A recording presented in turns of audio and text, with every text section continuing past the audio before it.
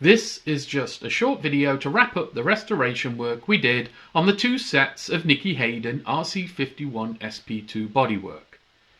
The client wanted to retain as much of the originality as possible while still having them look factory fresh.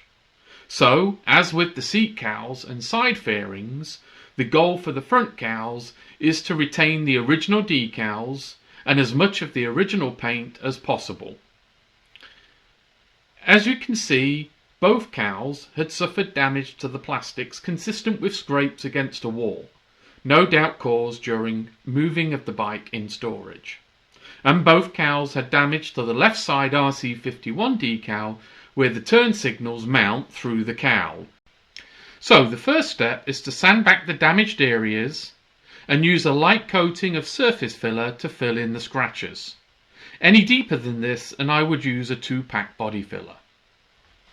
The surface filler is then sanded back and given a light coat of primer ready for paint.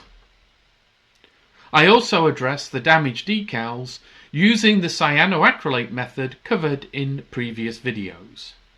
Firstly, I mask off the area to be repaired and then sand back the surface of the decal with 600 grit wet and dry sandpaper. I then fill the gouges or missing areas of decal with cyanoacrylate. The second cowl also has a crack emanating from the turn signal opening. As the plastic is very thin here, I opt to staple it from the front and then fill the crack with cyanoacrylate, again sanding it back with 600 grit paper each time until it's completely filled. With the decal repairs complete, I decide to paint them first before tackling the silver base coat. I can now mask off the red area of the decal ready for paint. This red requires a white base coat, so I first apply that with the airbrush. Then I apply the red top coat also with an airbrush. With the decal repairs complete, I mask them off along with the white number board so that I can lay down the silver base coat. I opt to paint the entire silver area as trying to blend metallic paint is extremely difficult if they are not an exact colour match. I also want the front cowls to match exactly with the two seat cowls we restored in the previous videos, using the same silver base coat. Note here that I masked off the woody decal using clear tape so that I could easily trace along its edge with a razor blade to provide a perfect pattern. With the base coat cured, I removed the masking from the woody decal as I want to clear over this with the silver to prevent any obvious lip around the decal itself.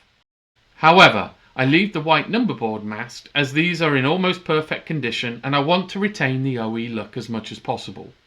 I also leave the RC51 decals masked as these will be clear coated separately to retain a clear definition between the decal and the painted surface of the cowl.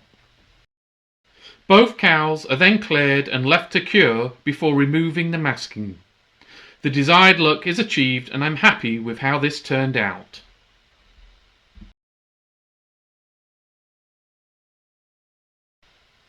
Before doing the final clear on the repaired RC51 decals, I take the opportunity to paint blend in some stone chips and nicks on the black part of the decal using an airbrush.